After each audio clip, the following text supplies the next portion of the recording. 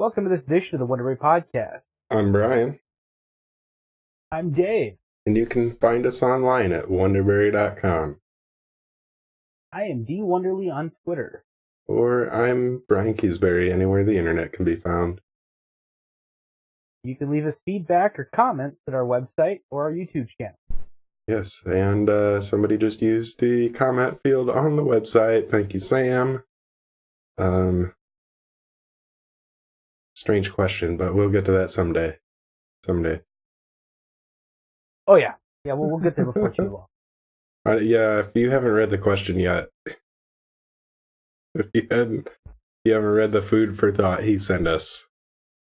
I'm looking, knowing Sam, I'm looking forward to it. Yeah. Well, I've been pondering it for I don't remember. It might have came in today. It's been just stuck in the back of my head. I don't know. I'm gonna need some time to formulate a thought with that. So how was your week? So I'd like to apologize. ahead of time if my voice sounds weird. I am trying out a new microphone. So. No apologies, Dave. We don't apologize. Well, I had to apologize last time I went crazy with microphones. Save it for after. How was your week then? Pretty good. I bought a TV, bought a 50-inch Samsung. Bought a smart TV. First smart TV ever bought. Did you opt for Android TV built in, or did you opt for something else for Android TV? Nope. I have Android TV on my box, on the ADT1, the developer box. So I knew I didn't need a smart TV, which was it's been a battle. Looking at them, I'm like, well, I don't need it. My thought was it would be in the way of just trying to get plugged in to the box that I want to watch. Yeah. That's where my stuff happens. That's where my games, my movies, Netflix is on there. But it's not so much of an option anymore. Everything is a smart TV. And finally. Yeah, it's kind of hard to find a non-smart one. Yep. So I was in Meijer walking around with the kid, and we were looking at Cars 3 toys because that's coming out. And actually, did you see the new trailer today? I have not. I've been fairly busy this week with other things and have not been able to maintain catching up. Dude, the details and the graphics are amazing. Let me tell you. Anyways, we might have to do. It's Pixar. Yeah, we might have to do a Cars episode, because the kid's in love with Cars, which has given me I don't know. We watch 1 and 2 a couple times a day. Yeah. Every day. So anyways, smart TV. We were in Meijer, and there was a pile of TVs and boxes. And I was like, oh, that looks weird. And I looked, and one of the stickers on one of the big boxes said $374. What? Samsung 50-inch TV for $374. Yeah, I'll go ahead and take that. Mm-hmm. Paid for it, loaded it up. Kidding. Right? Even the guy checking me out, when I was ringing up, he scanned it and it leaped up on the screen, and he goes, "Dang, that's a good deal." Yeah, right? That. Yeah, I wasn't planning on buying a TV, kidding. But why wouldn't I? No kidding.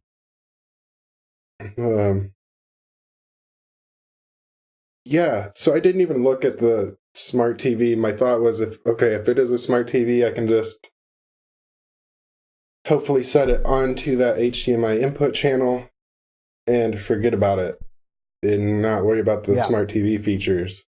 Well, this TV is a little different. It displays the input channel that you have loaded. And then the smart TV part is an overlay on the bottom. And so when I hit the home button on the remote's really nice and minimalist.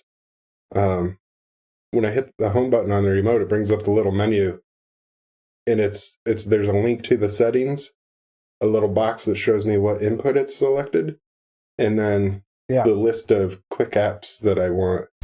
And when I opened it, it was like Netflix, Hulu, Amazon Prime, and then I was like, well, what? Well, there's that problem solved.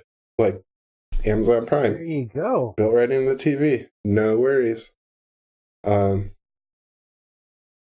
it's neat how it, I thought I was going to get stuck like in an ecosystem, and have a hard time using the box. That's kind of how my dad's Blu-ray player is. Everything on his TV runs through his Blu-ray player, and everything is like plugged into that.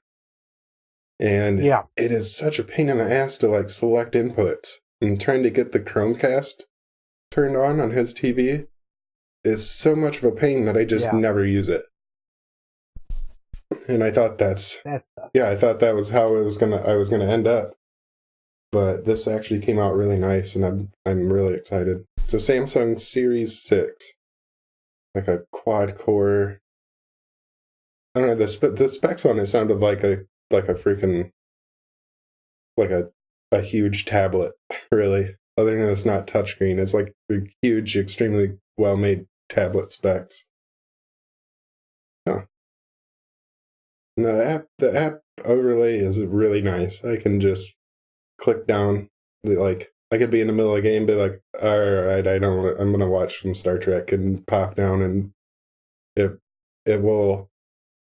If when I go to the Netflix button, it pops up all the way to the left side. It shows me the users, and if I was the last user, it shows me first, shows my last show watching, and then the other two, like it shows me my continue watching on my Netflix.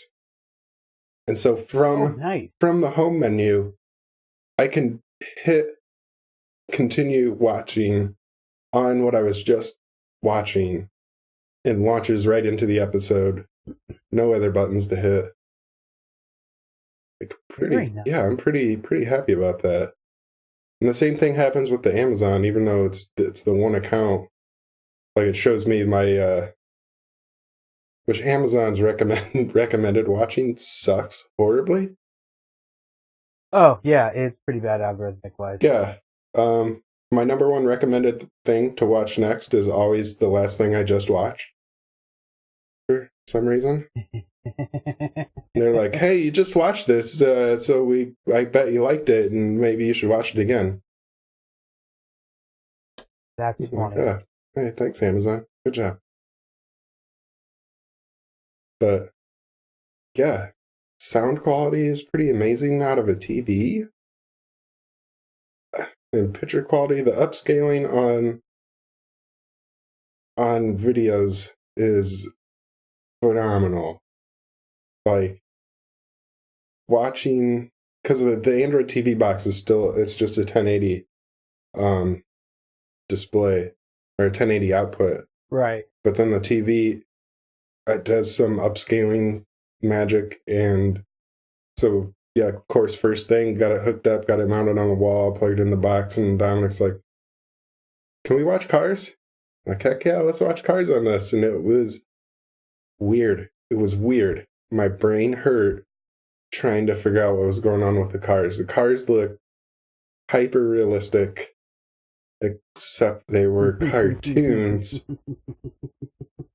And it was like, I could tell there was a struggle going on in my brain, because the cars looked real. Yeah. Everything looked real.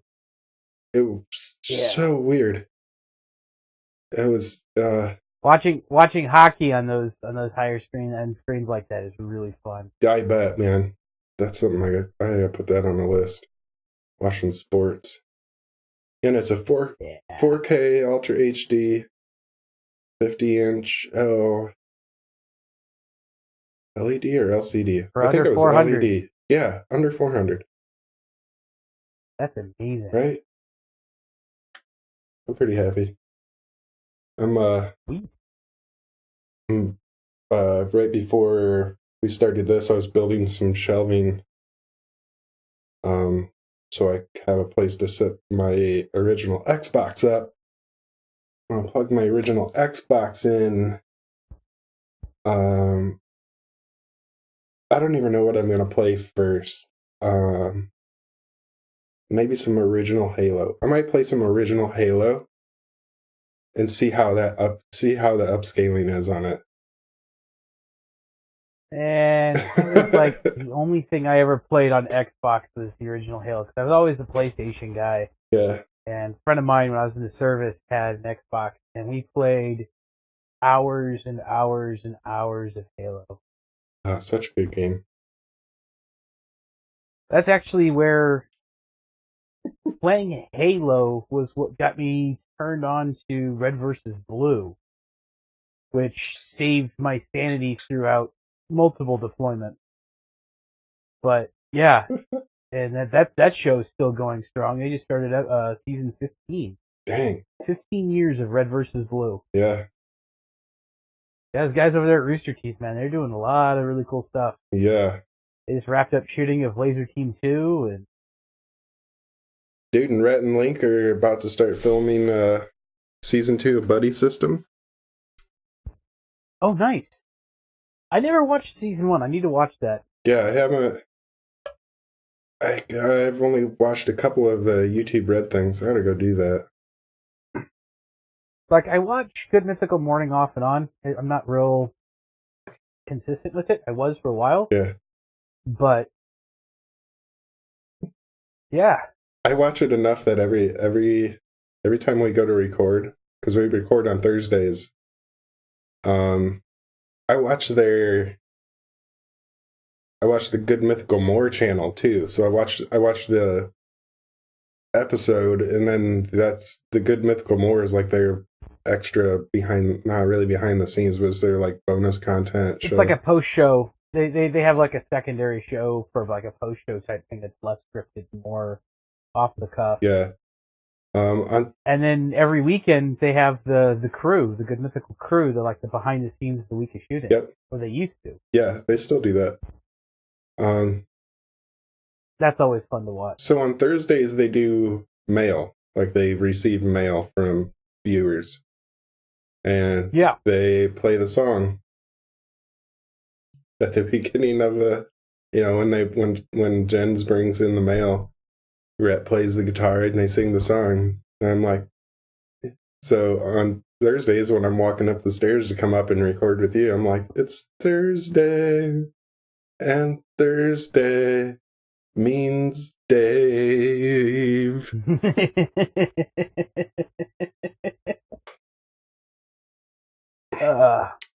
Hey, do you and Chrissy both have an Amazon account? Yes. Have you converted your account to a family, your Prime account to a family account yet? Yes. Okay. Yeah. Yeah. So my I didn't know if you had done that or not. Yep. Yeah. So I'm like the household. I'm the head of house. I'm the man. We did the same. I pay for the yearly account, and we just added a hill on. We switched, like we got rid of our Costco membership because we found that the stuff that we were actually buying at Costco, it was less and less food items because we shop at Aldi. Yeah. Which actually has gotten a hell of a lot better, but it's just so cheap that we just shop at Aldi. So we weren't going there for that.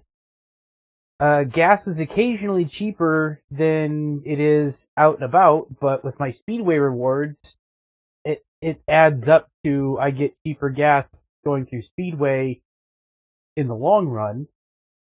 Yes. And the other items, the household items we were buying there, like in bulk or whatever, we actually found out we could get cheaper on Amazon. My brain just went, wait, I can get gas on Amazon? Like, I don't know what kind of sidetrack I had there, but I was like, wait a minute. Like, oh no, he means Costco because they have gas stations. Yeah, sorry, Costco gas. It's occasionally cheaper. It's sometimes like 10 to 15 cents cheaper than it is out in town. Occasionally, sometimes it won't be. So do you? But they don't ever have the price of gas posted. You have to go to the pump to find out what the price is. Oh, that's a bummer. Yeah. So do they? Yeah, like if I could just drive by and be like, "Hey, look, it's cheaper, great." But no. So do you have to have a Costco membership for the for gas? Yeah. Huh. Yeah, you have to swipe your membership card before you can pump gas. Huh. Speaking of Amazon, though, they gave Echo an upgrade. Yeah. Alexa now has a front-facing camera and a touchscreen. Yeah. Seems weird. And a weird-looking Star Trek-esque box. Yeah. Like, remember the original series, the boxes they had? They would push the button on and talk to whomever in their cabins or their rooms or whatever. Yeah. It looks a lot like that. So it's a 7-inch touchscreen, widescreen, camera on top, and then it's got like a speaker grill on the bottom in this really kind of retro boxy looking thing. Oh man. It actually doesn't look half bad. It says here that it will allow you to contact other Alexis users. You can send messages to your own or friends' Alexa-equipped devices. You hear a chime and a green light. You can also get notified the Alexa app, so you can stay in touch.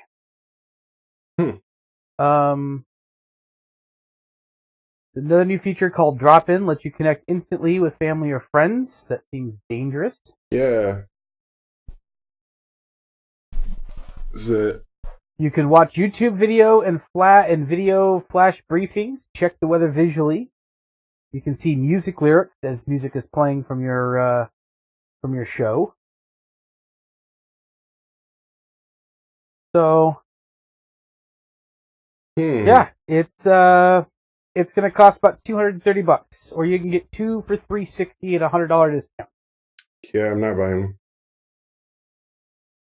You know, I have a device that does all that already. And I carry it with me everywhere I go, so it's not attached to a box.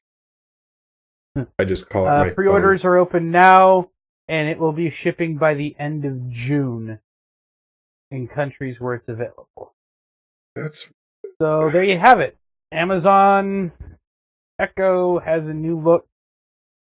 Got a touchscreen, got a camera, got all sorts of fancy thingamajigs. Yeah, it seems weird. I don't know. Seems weird. So it seems weird to a certain extent. However, being so entrenched in the Google ecosystem, if Google Home had the exact same thing, I'd be all over it. Being able to hang out, video call with someone, or something like that, I don't know. I'm all about these things to a certain extent. Yeah. But the drop-in feature seems a little suspect to me, of being able to just turn on the app and go without necessarily a call and a... Like what? I mean, it's great to find out what your babysitter's up to, but... Yeah, I'm like, what happens if I just drop in on you? Like, does it just automatically kick on and all of a sudden we're in a video chat? And is there... Seems like there would have to be an authorization on your end. I would assume that there is probably an authorization of some sort, but it did say something about being able to look in on like a baby's room. So I don't know, maybe there's not something. It seems a bit interesting. Yeah. Huh. So I don't know how I feel about this yet. I'm on one side, I kind of like it. I really like the look of it. It looks, a lot of people say they hated it, but I think it looks visually amazing. Yeah. But without actually seeing a usable demo or any sort of thing like that, I'm not pre-ordering something that I haven't seen in action, or at least have a good understanding. I mean, I haven't really done a whole lot of research. There might be a lot more information out about this thing also. Yeah.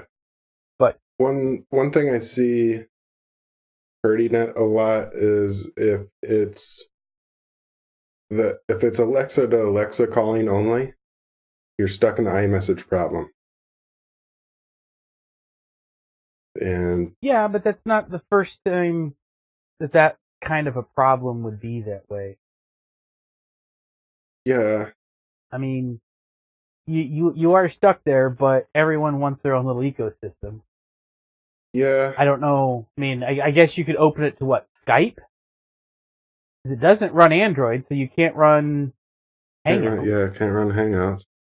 Yeah, they'd have to open it to Skype.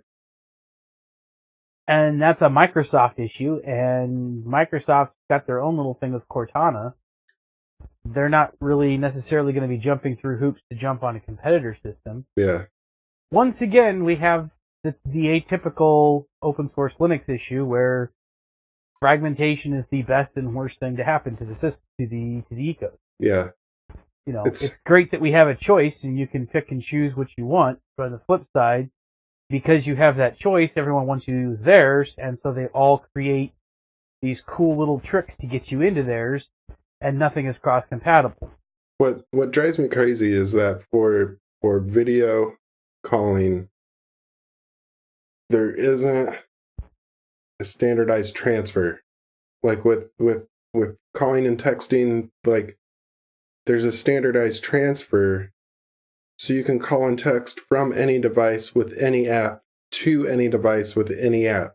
No problem. Because at the time that those were developed and implemented, there wasn't the idea of independent platform. That had not come when SMS and phone calling happened. Yeah, I guess it was. There was not the ecosystems had not been developed yet. And that stuff all predates smartphone.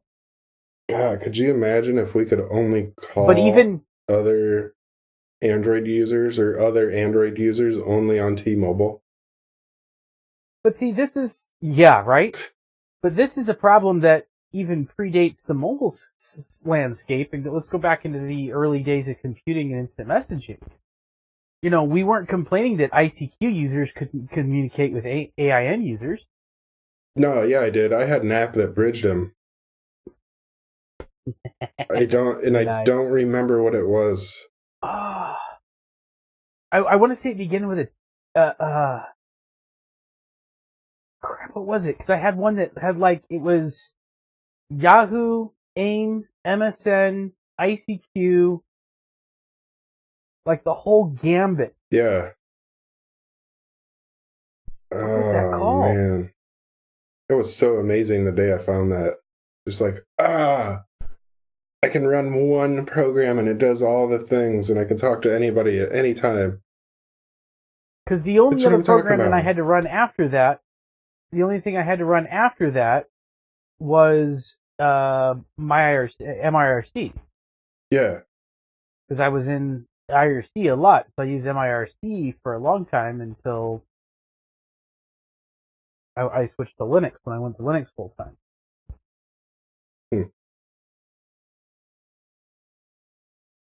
So, I don't know. We'll get there. We'll always get there. I'm like, wow, that took me back though. That right? I can remember the name of that application.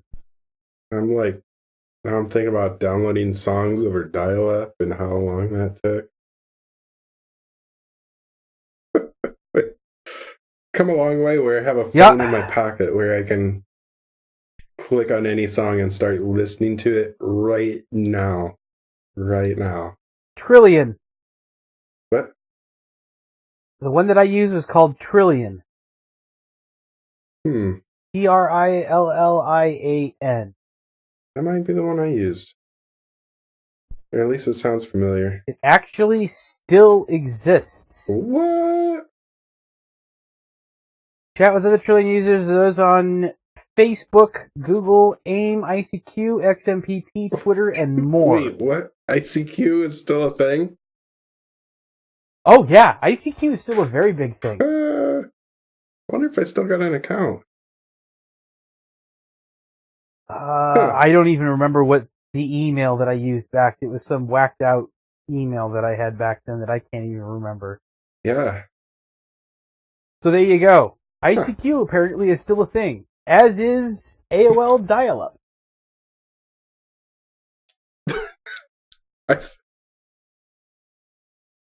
If I knew anybody that still had a landline phone, I could probably haul a computer.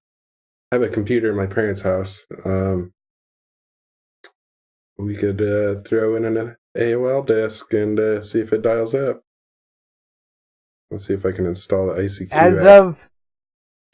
As of May 8th of 2015. Now, when people talk about access to the internet, this is part of what people complain about. You know,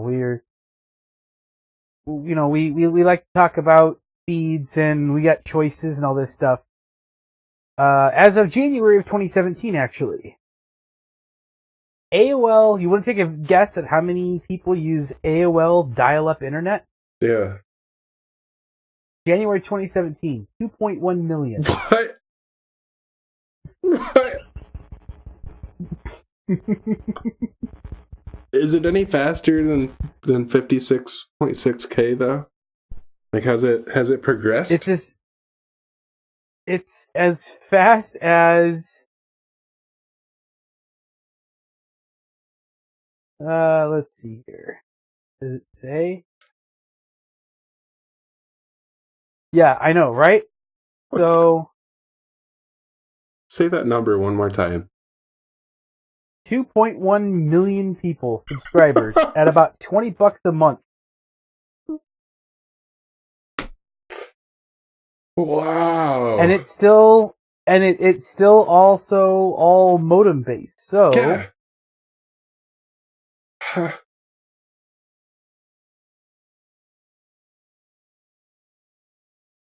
Man. Yeah, it's just I couldn't imagine. Oh. Is that US? It's I don't know if it's US or if it's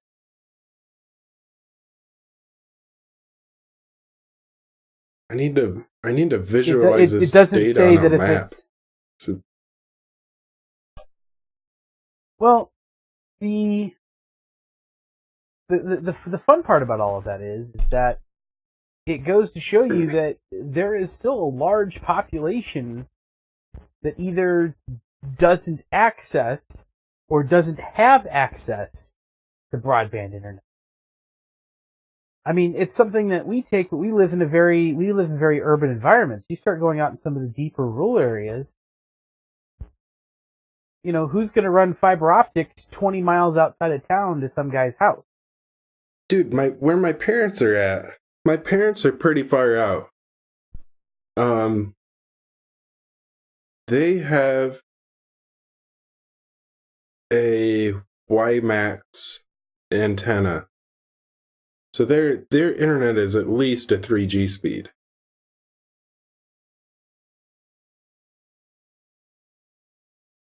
And they're pretty far out into the nowheres. Granted, it could be. Yeah. There's probably a lot further far outs than where my parents are. But we're talking they're 15 minutes outside of a town that only has a population of 2,500 people. Like they're well over an hour away from any sort of real urban area. Could be Fort Wayne or Toledo.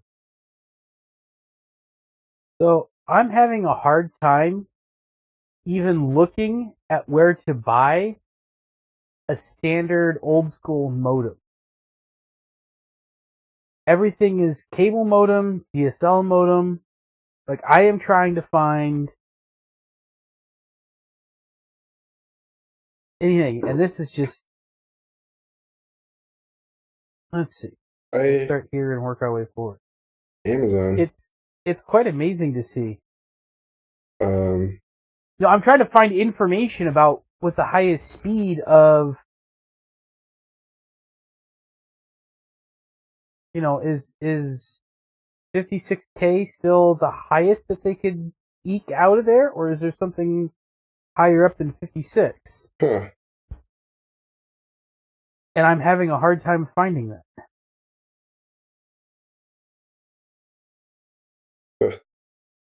My first search brought up a 56K SmartLink modem. PCI. Holy moly. Yeah, right?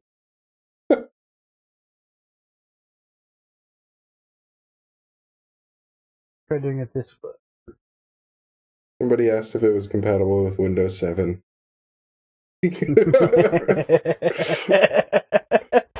Windows 7. Huh. Remind me. So there's that. We need to share the link. There's that fun little trivia. There's that fun little trivia for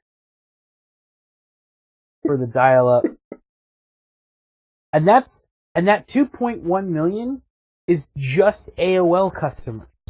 That doesn't count any of the other. What do you mean other? How could there be other? How could there be more than one company holding on?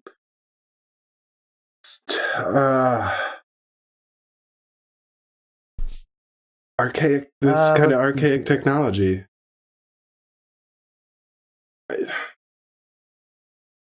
I'm trying to picture the people that would be using this. Like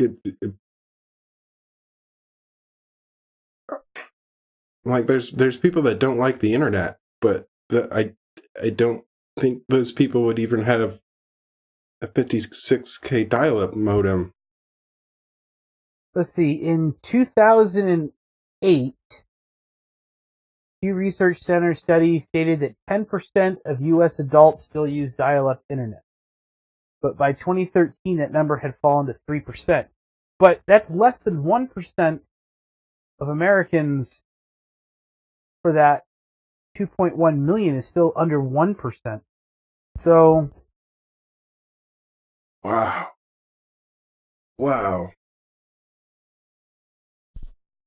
Okay, so 56K was pretty much one of the highest because analog telephone lines are digitally switched and transported inside digital signal 0 once reaching the telephone company's equipment. Digital signal 0 is 64 kilobits a second and reserves 8 kilobits a second for signaling information. Therefore, a 56K connection is the highest that will ever be possible with analog phone lines. So it's still 56K. 56.6. Now you can use... You got that 0.6 there. It makes a huge difference. Right. Yeah, and when you're talking at those speeds, that 0.6 is a massive difference. Yeah. Oh, man. This. Yep. That's Where do you even find an AOL disc anymore? Like is that something? I wonder if I could ask for one. First thing I'm doing is I'm checking Amazon. I'm like AOL. AOL dial-up disc? Yeah, so it's like, I don't know. It's one of those things where it's just it's crazy. It's fun to think about. It's especially fun to remember because we're kind of on that older edge of the millennial generation that kind of remembers this stuff still, or at least I am. Yeah. I don't think you're that much older, or are you younger than me? I can't remember. I think I'm older than you. 83. 82. So a year. So yeah, I mean, pretty much what, 80 to 2000, I think, is what they consider millennials? No. I'm not a millennial. By age group you are. We are Generation Y. Generation Y was... Up to 90 or 89.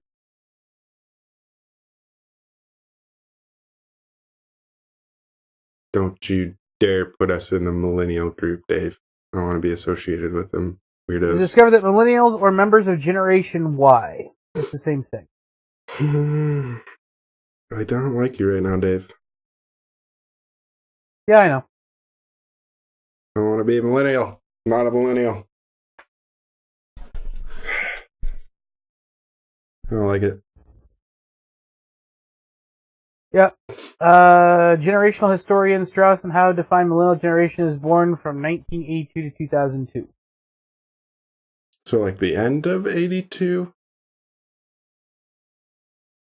Born in 1982. January 1st, 1982. You, my friend, are a millennial. Dang it.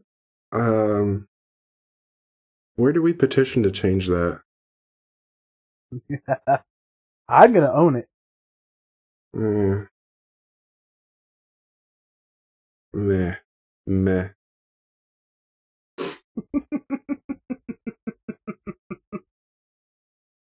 Alright, well, this episode has run its course, I think. Dialing me up, baby. Yeah. So, until next week, guys. Thanks for tuning in and watching. Yeah, and you can probably find us on ICQ later.